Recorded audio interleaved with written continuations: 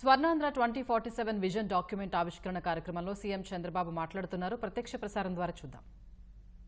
Knowledge హబ్గా తయారయ్యే పరిస్థితి వస్తుంది. ఇంకో పక్కన వికేంద్రీకరణ చేస్తాం. అభివృద్ధిని వికేంద్రీకరణ చేసి అన్ని ప్రాంతాల్లో సమతుల్యం పాటిస్తూ అభివృద్ధి చేయడమే విజన్ 2047 అని చెప్పి కూడా నేను మీకు తెలియజేస్తున్నా. అందుకని ఇక్కడ ఫస్ట్ టైం భారతదేశంలో పాపులేషన్ సెన్సస్ చేస్తున్నాం. పాపులేషన్ రేపు రాబోయే రోజుల్లో పాస్పోర్ట్ కూడా ఇచ్చే పరిస్థితికి వస్తున్నాం.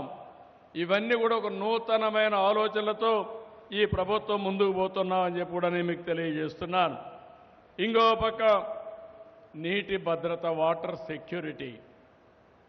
నేను ఎన్నోసార్లు చూశాను, కొంతమంది ఎగతాళి చేశారు ఒకప్పుడు. నేను ఇంకుడు గుంతలు అంటే ఇంకుడు గుంతల వల్ల లాభం అనే ఎగతాళి చేసిన వాళ్ళు కూడా ఉన్నారు. కానీ ఈరోజు మీరు చూస్తే చాలా గర్వంగా చెప్తున్నా, ఆనందంగా చెప్తున్నా, తెలుగుదేశం పార్టీ చేసిన కృషి వల్ల రాష్ట్రంలో నీళ్లు సమృద్ధిగా ఉండే పరిస్థితి వచ్చింది. ఈ సంవత్సరం భగవంతుడు కరుణించాడు, అన్ని రిజర్వాయర్లో నీళ్లు కూడా వచ్చాయి. ఈరోజు మీరు చూస్తే దగ్గర 750 టీఎంసీ నీళ్లు రాష్ట్రంలో అన్ని రిజర్వాయర్లో ఉన్నాయంటే అది తెలుగుదేశం పార్టీ ఆలోచించే విధానం అని చెప్పి కూడా నేను మీకు తెలియజేస్తున్నా. అన్ని రిజర్వాయర్లో నీళ్లు పెట్టాం.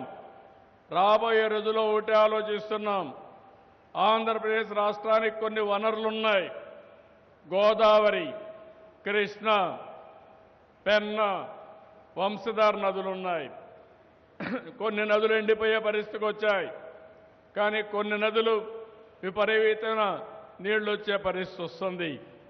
గోదావరి మీరు చూస్తే దగ్గర 3000 నుంచి 4000 టీఎంసీ నీళ్లు సముద్రం లేకపోతున్నాయి. అక్కడి నుంచి ఒక 500 టీఎంసీ నీళ్లు నదుల అనుసంధానం ద్వారా అన్ని జిల్లాలకు తీసుకుపోగలిగితే ఇంకా కరువు అనే మాట రాదు. అందుకే మీరు ఒకసారి చూసినప్పుడు 2014లో ఆ రోజు గోదావరి నుంచి కృష్ణా నదికి అనుసంధానం చేశాం పట్టసీమ ద్వారా. ఈరోజు ఈ ప్రభుత్వం మళ్ళీ ఆలోచిస్తున్నాం. ఎన్డీఏ ప్రభుత్వం గోదావరి నుంచి పెన్నా వరకు తీసుకుపోవాలని, అది కూడా బనక చెర్ల వరకు తీసుకుపోగలిగితే అది రాష్ట్రం మొత్తం బ్రహ్మాండంగా అభివృద్ధి అయ్యే పరిస్థితి వస్తుంది. అందుకని ఇంకొక పక్కన గోదావరి నుంచి నేరుగా వంశధారకు కూడా కనెక్ట్ చేయాలని చెప్పి ఆలోచిస్తున్నాం. ఇది కానీ జరిగితే రాష్ట్రంలో నీటి ఎద్దడి ఉండదు. దక్షిణ భారతదేశంలోనే నెంబర్ 1 రాష్ట్రంగా మనం తయారయ్యే పరిస్థితి వస్తుంది.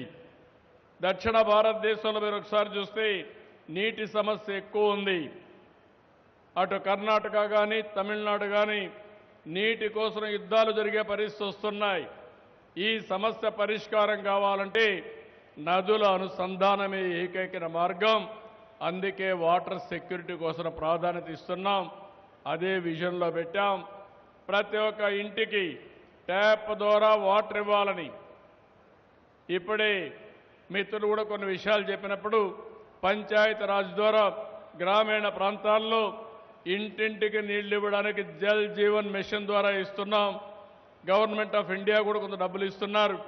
రెండూ కలిపి ప్రతి ఒక్క ఇంటికి ట్యాప్ వాటర్ ఇవ్వాలని అమృత్ కార్యక్రమం ద్వారా పట్టణ ప్రాంతాల్లో ఇంటింటికి ట్యాప్ వాటర్ ఇవ్వాలని చెప్పి ఆలోచిస్తున్నాం. ఇది కాకుండా రైతు సాధికారిత, రైతును రాజు చేయాలనే తెలుగుదేశం పార్టీ సంకల్పం, ఎన్డీఏ సంకల్పం. ఇప్పుడే కాదు, ఎప్పటి నుంచో ఆలోచిస్తున్నాం.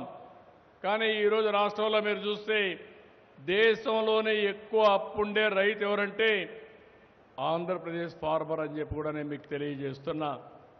ఈరోజు ఆదాయాన్ని పెంచాలి, ఖర్చులు తగ్గించాలి. దీనికి ఏమేమి ఉన్నాయో మార్గాలన్నీ ఆలోచిస్తున్నాం. రాష్ట్రంలో ప్రకృతి వ్యవసాయాన్ని ప్రారంభించాం. రాష్ట్రంలో మీరు రాయలసీమలో మీరు చూస్తే హార్టికల్చర్ బ్రహ్మాండంగా వస్తుంది. ఆంధ్రప్రదేశ్లో అక్వాకల్చర్ బాగా వస్తుంది.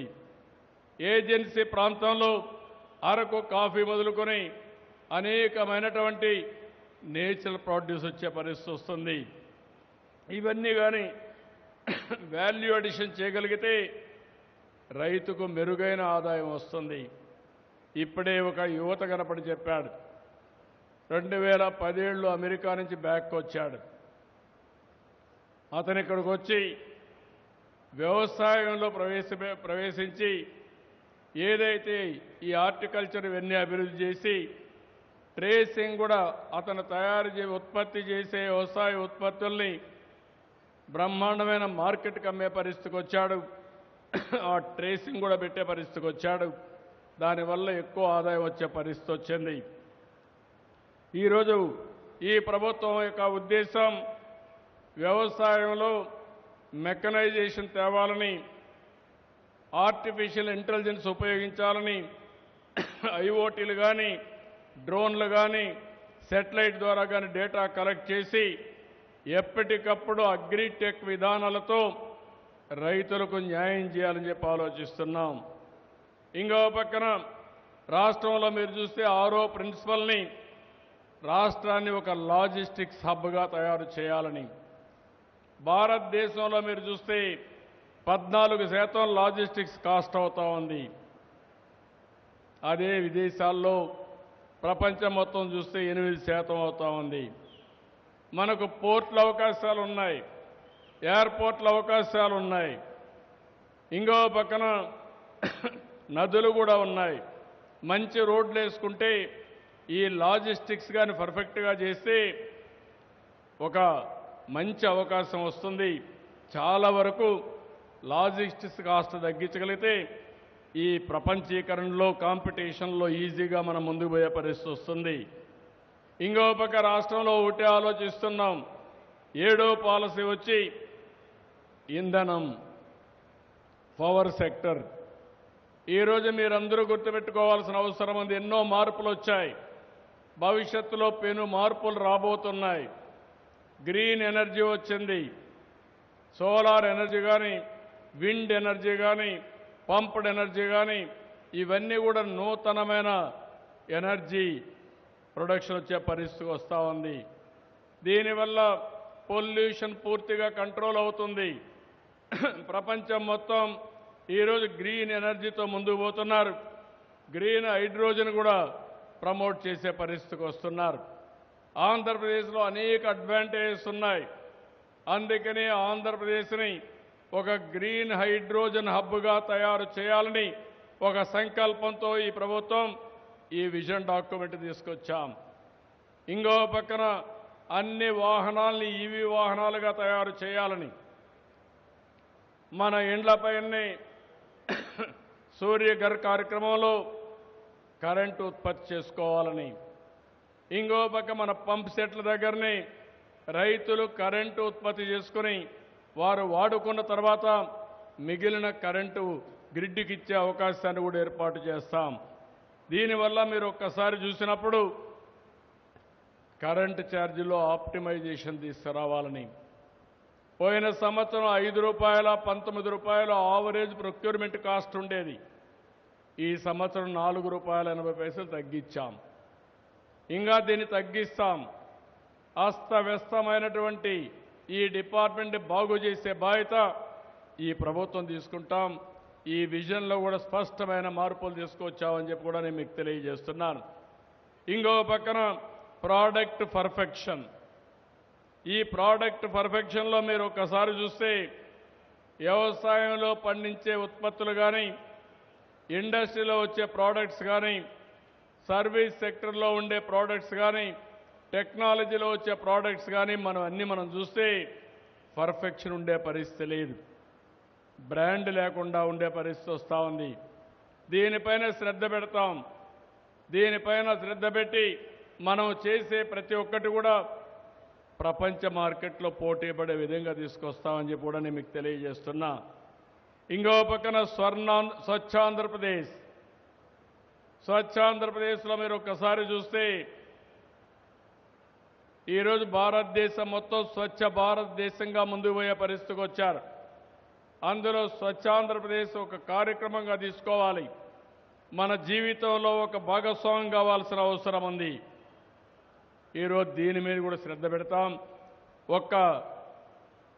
ఎక్కడికక్కడ నాణ్యమైన ప్రదేశాలు, గ్రీన్ బెల్ట్లే కాకుండా స్వచ్ఛమైన రాష్ట్రమే కాదు, స్వచ్ఛమైన ఆలోచనలు కూడా రావాల్సిన అవసరం ఉంది. మన ఆలోచన విధానాలు కూడా కలుషితమైన విధానాలుంటే వాతావరణం కూడా ఆటోమేటిక్గా కలుషితమయ్యే పరిస్థితి వస్తుంది. దీనిపైన కూడా శ్రద్ధ పెడతాం. దీని తర్వాత నేను మీ అందరినీ ఒకప్పుడు ఐటీ మాట్లాడేవాడిని, ఇప్పుడు డీప్ టెక్నాలజీ మాట్లాడుతున్నాను. ఈ విషయం మీరందరూ గుర్తుపెట్టుకోవాల్సిన అవసరం ఉంది. ఐటీ అనేది ప్రారంభం. ఈరోజు ఆర్టిఫిషియల్ ఇంటెలిజెన్స్ రియాలిటీ. ఈరోజు ఇంకొక స్టెప్ ముందుకు పోతే ఒకటి డేటా మొత్తం భవిష్యత్తులో ఒక సంపద. ఎవరి దగ్గర ఎక్కువ డేటా ఉంటే, అది కూడా డేటా ఎక్యురసీ ఉంటే, దానివల్ల ఎన్నో ఆర్టిఫిషియల్ ఇంటెలిజెన్స్లో అవుట్కమ్స్ ప్రొడ్యూస్ చేసే పరిస్థితికి వస్తుంది. రెండోది, ఇంకో పక్కన మీరు చూస్తే సెటిలైట్ ఉంది, ఐఓటీ ఉన్నాయి, డ్రోన్స్ వచ్చాయి, సెల్ ఫోన్ ఉన్నాయి, రియల్ టైం డేటా కలెక్ట్ చేసే పరిస్థితి వస్తుంది. ఇవన్నీ కూడా అనుసంధానం చేస్తే మనం తీసుకునే నిర్ణయాలు కూడా పర్ఫెక్ట్గా నిర్ణయాలు తీసుకునే పరిస్థితి వస్తుంది. అందుకే నేను చాలా సందర్భాల్లో చెప్పాను, మనం ఎంత కష్టపడుతున్నాం అనేది ముఖ్యం కాదు, ఎంత స్మార్ట్గా పనిచేస్తున్నాం చాలా ముఖ్యం. టెక్నాలజీని ఉపయోగించుకొని ఎక్కడికక్కడ మనం పనిచేయగలిగితే తద్వారా మన ప్రొడక్టివిటీ పెరుగుతుంది, సంపద సృష్టించే అవకాశం వస్తుంది. ఇది కాకుండా ప్రపంచానికి ఒక ఆదర్శంగా తయారయ్యే పరిస్థితి వస్తుంది. ఇవన్నీ జరగాలంటే ఒక విజన్ డాక్యుమెంట్ ఇచ్చాం. ఇంకో పక్క అవన్నీ చేయడం కోసం 20 కొత్త పాలసీలు తీసుకొచ్చాం. జాబ్ ఫస్ట్ అనే విధానంతో ఈరోజు మీరు చూస్తే industrial development policy, MSME policy, food processing policy, electronic policy, private park policy, clean energy policy, semi conductor policy, drone policy, data centre policy, sports policy, tourism policy, ఇలాంటివన్నీ తీసుకొచ్చాం. ఫస్ట్ టైం మీరు చూస్తే టూరిజాన్ని గుర్తించి ఇండస్ట్రీ హోదా ఇచ్చాం. తద్వారా రాబోయే రోజుల్లో టూరిజానికి ఒక ప్రత్యేకమైన ఊపు వస్తుందని చెప్పి కూడా నేను మీకు తెలియజేస్తున్నాను. ఇలాంటివన్నీ చేసి రాబోయే రోజుల్లో కనీసం 20 నుంచి 30 లక్షల కోట్ల రూపాయలు పెట్టుబడులు రావాలనేది ఉద్దేశం. 20 లక్షల మందికి 5 సంవత్సరాల్లో ఉద్యోగాలు కల్పించాలని లక్ష్యంగా ఈరోజు విజన్ డాక్యుమెంట్ తయారు చేశాం. 175 నియోజకవర్గాల్లో అధికార వికేంద్రీకరణ జరగాలి, అభివృద్ధి వికేంద్రీకరణ జరగాలి, అన్ని ప్రాంతాల అభివృద్ధి కావాలి. దీనికే 175 నియోజకవర్గాల్లో 175 పారిశ్రామిక పార్కులు పెడుతున్నాం. వీటి వల్ల ఒక 5 లక్షల మందికి ఉపాధి వచ్చే అవకాశం వస్తుంది.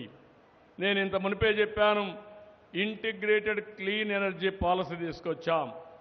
ఇందులో కూడా 78.5 గిగావాట్ల సోలార్ ఎనర్జీ, 35 గిగావాట్లు విండ్ ఎనర్జీ, 22 గిగావాట్లు పంప్డ్ స్టోరేజీ, 25 గిగావాట్లు battery energy storage system, ethanol రోజుకు 1500 కిలోలీటర్లు తయారు చేయాలని, బయో సిఎన్జి కానీ సిబిజి కానీ రోజుకు 10,000 టన్నులు ఉత్పత్తి చేయాలని. దీనివల్ల ఆంధ్రప్రదేశ్ రాష్ట్రం ఒక ఎనర్జీ హబ్గా తయారవుతుంది. డౌన్ స్ట్రీమ్ ఇండస్ట్రీస్ అభివృద్ధి అవుతాయి, గ్రీన్ హైడ్రోజన్ కానీ ఇంకా అనేక లాభాలు వస్తాయి. ఇందులో 10 లక్షల కోట్ల రూపాయల పెట్టుబడులు రావాలని, 7,50,000 మందికి ఉపాధి కల్పించాలని ఒక లక్ష్యంగా పెట్టుకున్నాం. ఎంఎస్ఎంఈ పాలసీలో మీరు చూస్తే పెద్ద ఎత్తున ఇంటింటికి ఒక పారిశ్రామికవేత్త ఒక లక్ష్యంగా పెట్టుకున్నాం. రతన్ టాటా ఇన్నోవేషన్ హబ్ తీసుకొస్తున్నాం. మెయిన్ అమరావతిలో ఒక ఇన్నోవేషన్ హబ్ పెట్టి ఉత్తరాంధ్ర, గోదావరి జిల్లాలో రాజమండ్రి, అదే మరిగా దక్షిణాంధ్రలో ఇక్కడ మనం గుంటూరు, విజయవాడ, అదే సమయం నెల్లూరు, తిరుపతి, ప్రకాశానికి తిరుపతి, అదే మరి అనంతపూర్, కడప, కర్నూలుకి అనంతపూర్లో 5 సెంటర్లు పెడతాం. నేను ఒకటే ఆలోచిస్తున్నాను, ఒక స్ఫూర్తిదాయకమైన విధానాలు ఇస్తాం, ప్రజల్లో ఒక చైతన్యం తీసుకొస్తాం. ప్రతి ఒక్కరు కూడా ఎక్కడికక్కడ స్టార్టప్ కంపెనీలు పెట్టడం కానీ ఒక న్యూ కల్చర్ తీసుకొచ్చే విధంగా ముందుకు తీసుకుపోతామని చెప్పి కూడా నేను మీకు తెలియజేస్తున్నాను. ఇంకో పక్కన మీరు ఒకసారి చూస్తే ప్రైవేట్ పార్క్ పాలసీ తీసుకొచ్చాం. రైతుల అవసరమైతే 100 ఎకరాలుండే వాళ్లే ఒక ఇండస్ట్రియల్ పార్క్ పెట్టుకునే అవకాశం వస్తుంది. వాళ్ళకు కూడా ఇన్సెంటివ్స్ ఇస్తాం. వాళ్ళు పెట్టుకోలేకపోతే ఎవరన్నా పెట్టుకునే వాళ్ళు వస్తే వాళ్లకు రియల్ ఎస్టేట్ మారిగా వీళ్ళ ల్యాండ్ వాళ్ళకిచ్చి షేరింగ్ కూడా చేసుకునే అవకాశం ఇస్తాం. మా ఉద్దేశం ఒకటి, ప్రజలు, రైతులు ఎవరైతే ఉన్నారో వీళ్ళందరూ కూడా అభివృద్ధిలో భాగస్వాములు కావాలి, ప్రోగ్రెస్లో పార్ట్నర్స్ కావాలి. ప్లానింగ్ చేశాం. దీనికోసం నిర్దిష్టమైన వ్యవస్థను కూడా క్రియేట్ చేస్తున్నాం. 686 మండల స్థాయి కార్యాచరణ ప్రణాళికలు తయారు చేశాం. అక్కడ కూడా మండల స్థాయిలో కూడా దీన్ని అమలు చేస్తున్నాం. దీన్ని కానీ మనం చేయగలిగితే ఎప్పటికప్పుడు ఎక్కడా ఎలాంటి సమస్యలు లేకుండా అన్ని ప్రాంతాలు అభివృద్ధి అయ్యే పరిస్థితి వస్తుంది. నేను ఎన్నో పర్యాయాలు మీకు చెప్పాను. అభివృద్ధి వల్ల సంపద వస్తుంది, సంపద వల్ల రాష్ట్రానికి ఆదాయం పెరుగుతుంది, దీనివల్ల తలసరి ఆదాయం పెరుగుతుంది. పెరిగిన ఆదాయం పేదవాళ్ళకు సంక్షేమ కార్యక్రమాలు ఖర్చు పెట్టి అభివృద్ధికి కూడా ముందుకు పోయే పరిస్థితి వస్తుంది. అలాంటి కార్యక్రమాలన్నీ రూపకల్పన చేసి ఈరోజు మీరు చూస్తే 2047 నాటికి $2.4 ట్రిలియన్ రాష్ట్ర జాతీయ ఉత్పత్తిగా తయారు చేయడానికి ముందుకు పోతున్నాం. అది జరిగితే ప్రతి ఒక్కరి ఆదాయం $42,000 వస్తుంది. అయితే ఈరోజు నేను చెప్పేసి వెళ్ళిపోవడం లేదు. 47కు $42,000 రావాలంటే 2029 మళ్ళీ ప్రజల దగ్గరికి పోయే లోపల ఎంత తలసరి ఆదాయం రావాలనో చాలా స్పష్టమైన హామీ ఇచ్చి దాన్ని అమలు చేస్తామని మీ అందరి సమక్షంలో మరొకసారి మీ అందరికీ విజ్ఞప్తి చేస్తున్నా. అయితే మీరు కూడా ఆలోచించాల్సిన అవసరం ఉంది. రాష్ట్రంలో ఉండే ప్రతి ఒక్క కుటుంబం కూడా ఆలోచించాల్సిన అవసరం ఉంది.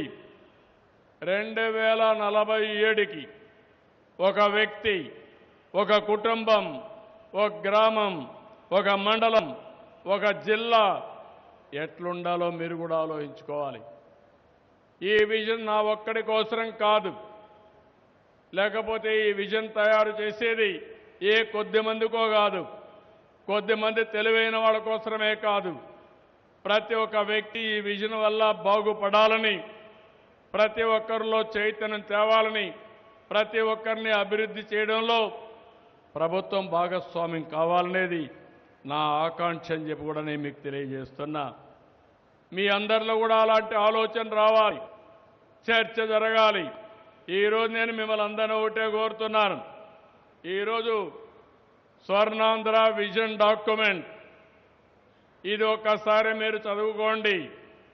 మీరు కూడా చదువుకున్న తర్వాత మీరు ఏ విధంగా దీన్ని ఉపయోగించుకుంటారో మీరు ఒక ప్రణాళిక తయారు చేసుకోండి.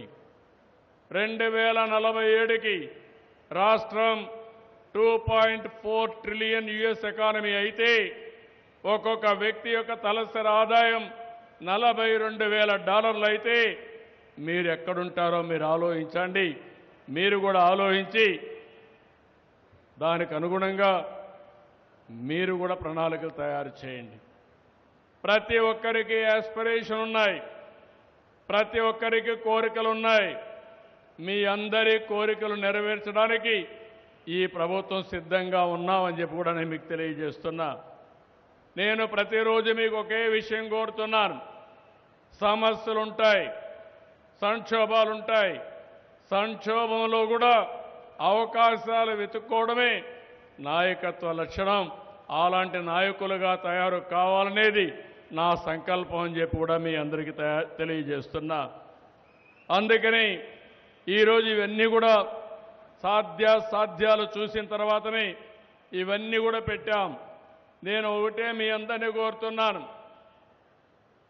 నాకు ఏమాత్రం అనుమానం లేదు, 2047కి ప్రపంచంలోనే అగ్రస్థానంలో భారతీయులు ఉంటారు. మనం వేసిన ఫౌండేషన్తో భారతీయుల్లో ముందుండేది తెలుగు జాతి ఉంటారు. అది కూడా నాకు అనుమానం లేదని చెప్పి మరొకసారి విజ్ఞప్తి చేస్తున్నా. అమెరికాలో పనిచేయడానికి కంపెనీ ఫ్లోట్ చేసే అవకాశం ఉంది. ఒకప్పుడు మనం అందరం అమెరికాకు పోయేవాళ్ళం. ఎవరైనా ఒక చిన్న కంపెనీ పెట్టాలంటే ఇక్కడ అవకాశాలు లేకుండా సిలికాన్ వ్యాలీకి వెళ్ళి అక్కడ ఆవిష్కరణ చేసేవాళ్ళం. ఈరోజు నేను చెప్తున్నాను, ఈ రోజు వరకు సిలికాన్ వ్యాలీ మాట్లాడాం. రేపటి నుంచి రాబోయే సక్సెస్ స్టోరీ ఆంధ్ర వ్యాలీ అని చెప్పి కూడా నేను మీకు తెలియజేస్తున్నా. ఆంధ్ర వ్యాలీ అంటే ఇచ్చాపురం నుంచి మంత్రాలయం వరకు ప్రతి ఒక్క ప్రాంతాన్ని అభివృద్ధి చేయాలనే లక్ష్యంతోనే ఈ విజన్ డాక్యుమెంట్ తీసుకొచ్చాం. అది చేస్తాం, ఒక చైతన్యాన్ని క్రియేట్ చేస్తాం. కానీ నేను చూశాను, హైదరాబాద్ నేను విజన్ తీసుకొస్తే ఆ రోజు నేను ఎవ్రీడే చెప్పేవాడిని, మీరు భూములు అమ్మద్దండి, కొన్ని రోజులు మీరు భూములు పెట్టుకోండి, మీ ఆస్తులు పెరుగుతాయంటే కొంతమంది పాపం అప్పుడప్పుడు అమ్మేవాళ్ళు. కొన్ని అనుభవాలు కూడా చూశాను. ఎప్పుడైతే అభివృద్ధి జరిగిందో భూమి వాల్యూ పెరిగింది. పెరిగినప్పుడు ఆల్ ఆఫ్ ఎ సడన్ డబ్బులు వస్తే కొంతమందికి ఏం చేయాలో తెలియకుండా ఆ డబ్బులు అమ్మి గోని సంచుల్లో పెట్టుకొని ఆ డబ్బుల్ని ఏ విధంగా వాడాలనో కూడా కొంతమంది తెలియకుండా 5 స్టార్ హోటల్కి పోయి అప్పుడు కృష్ణా ఓబరాయ్ కట్టిపోయి ఏ డ్రింక్ తాగాలనో తెలియకుండా ఈ హోటల్లో ఎక్కువ ధర ఏ లిక్కర్ ఉంటే అది అమ్మని చెప్పేవాళ్ళు. అప్పుడు కూడా నేను చెప్పేవాడిని, ఎడ్యుకేట్ చేసేవాడిని. సంపద వచ్చింది, ఈ సంపదని సద్వినియోగం చేసుకోవడానికి మీరు ప్రయత్నం చేయాలని కూడా చెప్పాను. అందుకే ఈరోజు మిమ్మల్ని అందరినీ కోరేది, రాష్ట్రం ఒక మంచి సంకల్పంతో ప్రభుత్వం ఈ యొక్క విజన్ డాక్యుమెంట్ తెచ్చాం. ఇప్పుడే మిత్రులు ఒక మాట మాట్లాడుతూ అన్నారు, ఈ విషయం కూడా మీరు గుర్తుపెట్టుకోవాలి. ప్రపంచాన్ని మొత్తం ఎక్కడైనా చూడండి, ఒక ప్రభుత్వం కంటిన్యూగా ఉంటే తద్వారా అభివృద్ధి సాధ్యం. 2019లో ప్రభుత్వం కొనసాగుంటే ఈ ధ్వంసం జరిగేది కాదు, అభివృద్ధి నెక్స్ట్ లెవెల్కి వెళ్ళేది. ఈరోజు భారతదేశంలో ప్రధానమంత్రి గారు నరేంద్ర మోడీ గారు 11 సంవత్సరాలుగా ప్రధానమంత్రిగా ఉన్నారు. దీనివల్ల అభివృద్ధి కొనసాగుతుంది, కంటిన్యూటీ వచ్చింది. అందుకనే మీరు చూస్తే ప్రపంచం మొత్తం భారతదేశానికి గుర్తింపు వచ్చే పరిస్థితి వచ్చింది. కొన్ని దేశాల్లో మనం చూసినప్పుడు ఎవరైతే ఒక టర్మ్ ఉండి నిరంతరం పనిచేస్తారో ప్రజలు కూడా దానికి అనుగుణంగా ముందుకు పోయి అభివృద్ధి సాధించే పరిస్థితి వస్తుంది. అందుకనే మనం అందరం గుర్తుపెట్టుకోవాల్సింది, రాష్ట్ర అభివృద్ధి జరగాలంటే సుస్థిరమైన ప్రభుత్వం ఉండాలి. సుస్థిరమైన ప్రభుత్వం ఉండాలంటే చదువుకున్న వాళ్ళు కూడా ఎప్పటికప్పుడు ముందుకొచ్చి సహకరించే పరిస్థితి ఉండాలి. భాగస్వాములు కావాల్సిన అవసరం ఉందని చెప్పి కూడా నేను మీకు తెలియజేస్తున్నాను. అందుకని ఈరోజు ఇవన్నీ చూసినప్పుడు నేను మిమ్మల్ని అందరినీ ఒకే కోరుతున్నా, నాకు రాజకీయాలు కొత్త కాదు. 4వసారి ముఖ్యమంత్రిని, 3 సార్లు ప్రతిపక్ష నాయకుడిగా చేశారు, సుదీర్ఘమైన రాజకీయం చేశారు. కానీ నన్ను నమ్మిన ఈ తెలుగు జాతిని పైకి తేవాలనే ఏకైక లక్ష్యం తప్ప నా ఆలోచన ఇంకొకటి లేదని చెప్పి కూడా నేను మీకు తెలియజేస్తున్నా. ఎంతో గౌరవం ఇచ్చారు. ఇప్పుడు కూడా మిత్రులు కూడా పవన్ కళ్యాణ్ గారు కూడా నా మీద ఎంతో విశ్వాసం పెట్టుకుని వారు కూడా అనేక విషయాలు చెప్పారు. ఇది అనునిత్యం నాకు జ్ఞాపకం వస్తుంది. నిన్న కూడా నేను క్యాబినెట్కి పోతా ఉంటే, కలెక్టర్స్ కాన్ఫరెన్స్కి వెళ్తా ఉంటే, నేను పోయే దారిలో ఊర్లో చూస్తే ప్రజలు స్వచ్ఛందంగా ముందుకొచ్చి మాకు 2 చేతులు చూపిస్తూ మీ మీద నమ్మకం ఉందని నవ్వు ముఖంతో మాకు స్వాగతం పలికారంటే అది ఈ ప్రభుత్వం పైనుండే విశ్వాసం. పనిచేయొద్దని చాలా స్పష్టంగా చెప్పాను. రేపు రాబోయే రోజులు అవసరమైతే ప్రతి ఒక్క కలెక్టరేట్లో కూడా ఒక రిసెప్షన్ పెట్టి ఎవరైనా ఒక సమస్య వస్తే ఆ సమస్య పరిష్కారం చేయడానికి చొరవ చూపడమే కాకుండా ఒక ప్రజాసేవ చేయడంలో ముందుండాలని చెప్పి కూడా కోరాను. అంటే మనకందరికీ స్టేక్ హోల్డర్స్ ప్రజలు. అధికార యంత్రాంగం ఈరోజు ఉందంటే ఒక కలెక్టర్ ఉన్నా, ఒక సెక్రటరీ ఉన్నా ప్రజల కోసం ఇక్కడ ఉన్నారు. మేమందరం ఇక్కడ కూర్చున్నామంటే, మంత్రులుగా కూర్చున్నామంటే మీరిచ్చిన మ్యాండేట్తో ఈరోజు రాష్ట్రంలో ఇక్కడ కూర్చునే పరిస్థితికి వచ్చాం. ఇది మేము గుర్తుపెట్టుకుంటాం. కానీ ఇంకొక విషయం కూడా, రాజ్యాంగం ఈరోజు ప్రధానమంత్రి గారి నాయకత్వంలో పార్లమెంట్లో 75 సంవత్సరాలు స్వాతంత్రాన్ని పూర్తి చేసుకున్న సందర్భంగా రాజ్యాంగం గురించి మాట్లాడుతున్నారు. రాజ్యాంగంలో చాలా స్పష్టంగా ఫండమెంటల్ రైట్స్ ఉన్నాయి, ఫండమెంటల్ డ్యూటీస్ ఉన్నాయి. ఆ విషయం మీరు గుర్తుపెట్టుకోవాల్సిన అవసరం ఉంది. ప్రతి ఒక్కరు కూడా ఒక డిసిప్లిన్ సిటిజన్స్గా మనం ముందుకు పోతే ఫండమెంటల్ రైట్స్ కోసం డిమాండ్ చేయడమే కాకుండా ఫండమెంటల్ డ్యూటీస్ కూడా మనం అమలు చేయగలిగితే ఈ దేశానికి తిరుగుండదని చెప్పి కూడా నేను మీకు తెలియజేస్తున్నాను. అందుకే మళ్ళీ మిమ్మల్ని అందరినీ కోరుతున్నా, ఈరోజు నా ఉద్దేశం ఒకటి, 25 సంవత్సరాల కంటే ముందు ఆలోచించాను. ఆ రోజు చేసినట్టన్నీ ఈరోజు వాస్తవాలైనాయి. ఇప్పుడు నేను ప్రూఫ్ ఆఫ్ కాన్సెప్ట్ మీకు చెప్పాల్సిన పని లేదు. ఈరోజు నేను చెప్పేది 2047లో మళ్ళీ 100% ఇది జరుగుతుంది. ఎవ్వరికి అనుమానమే అవసరం లేదు. అయితే నేను మిమ్మల్ని కోరేది, మీరందరూ కానీ అనుసంధానం అయితే, మీరందరూ కూడా సహకరించే భాగస్వాములు అయితే ఇంకా తొందరగా ఫలితాలు వచ్చే అవకాశం వస్తుంది. అది రావాలని మనస్ఫూర్తిగా కోరుతున్నా. డీటెయిల్స్ అన్నీ తయారు చేస్తాం. గ్రామంలో చర్చలు పెడతాం. నేను కూడా డిబేట్ చేస్తా. నేనేదో హామీలు ఇచ్చేసి వెళ్ళిపోవడం కాదు. నేను చెప్పింది ప్రతి ఒక్కటి అమలు చేయడానికి, మళ్ళీ ఏం చేశామో ప్రూఫ్ ఆఫ్ కాన్సెప్ట్ కూడా మీకు చూపించడానికి మేమందరం కలిసి పనిచేస్తామని మీ అందరికీ తెలియజేసుకుంటూ, ఈరోజు రాష్ట్రంలోనే ఒక హిస్టారికల్ డే. ఇది చరిత్రలో చిరస్థాయిగా మిగిలిపోయే డే. ఇది ఎవరైనా 100 సంవత్సరాల తర్వాత ఎందుకు తెలుగువారు ఈ విధంగా ఉన్నారని ఆలోచిస్తే, పలాని రోజున స్వర్ణాంధ్ర విజన్ 2047 ప్రారంభించారు. దాని ప్రభావంతో నేను ఈ స్థాయికి వచ్చానని చెప్పుకొని ప్రపంచంలోనే తెలుగు జాతి నెంబర్ 1గా ఉండాలనేది ఈ ప్రభుత్వం యొక్క సంకల్పం. ప్రపంచానికి తెలుగోడి సత్తా ఏంటో చూపించాలని ఆ రోజే నందమూరి తారక రామారావు గారి ఆత్మకు శాంతి కలుగుతుందని ఈ సందర్భంగా మీకు విజ్ఞప్తి చేస్తూ, దీనికి మీరందరూ కూడా ఒక దృఢ సంకల్పం చేసుకుని ముందుకు ప్రయాణం చేయాల్సిందిగా మరొక్కసారి విజ్ఞప్తి చేస్తూ, చేస్తారని చెప్పి ఆశిస్తూ, ఇక్కడ ఉండేవాళ్లే కాకుండా, ఇక్కడికి వచ్చిన వాళ్లే కాకుండా ప్రతి ఒక్కరు కూడా ఒక్కసారి ఈ విజన్ చదవండి. ఇది మీకు, మీ కుటుంబానికి ఏ విధంగా వర్తిస్తుందో దాన్ని ఆలోచించి ప్రణాళికలు తయారు చేసుకోమని మరొక్కసారి అందరికీ విజ్ఞప్తి చేస్తూ, అందరికీ మనస్ఫూర్తిగా నమస్కారాలు తెలియజేసుకుంటూ అందరి దగ్గర సెలవు తీసుకుంటున్నా. జై హింద్, జై ఆంధ్రప్రదేశ్.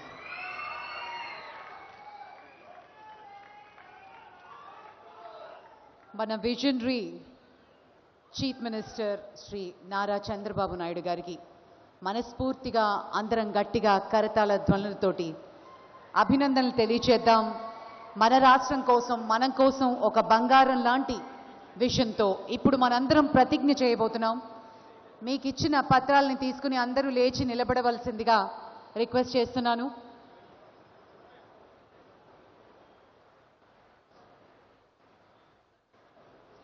గౌరవనీయులైన ముఖ్యమంత్రి గారిని ప్రతిజ్ఞ చేయవలసిందిగా రిక్వెస్ట్ చేస్తున్నాం.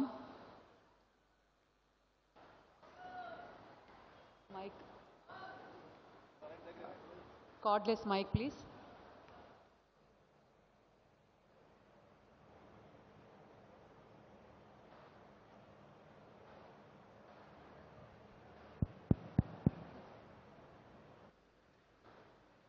ఇప్పుడు మనందరం కలిసి ఒక ప్రతిజ్ఞ చేస్తున్నాం. కుడి చెయ్యి ముందర పెట్టి మీరందరూ కూడా ఈ ఓత్ తీసుకోవాల్సి కోరుతూ, నేను నా పేరు చెప్పినప్పుడు మీరు మీ పేరు చెప్పండి. ఈ ప్రతిజ్ఞ అందరం కలిసి చేద్దాం. నారా చంద్రబాబు నాయుడు అనే నేను ఆంధ్రప్రదేశ్ అభివృద్ధికి అచంచలమైన నిబద్ధతతో దేశానికి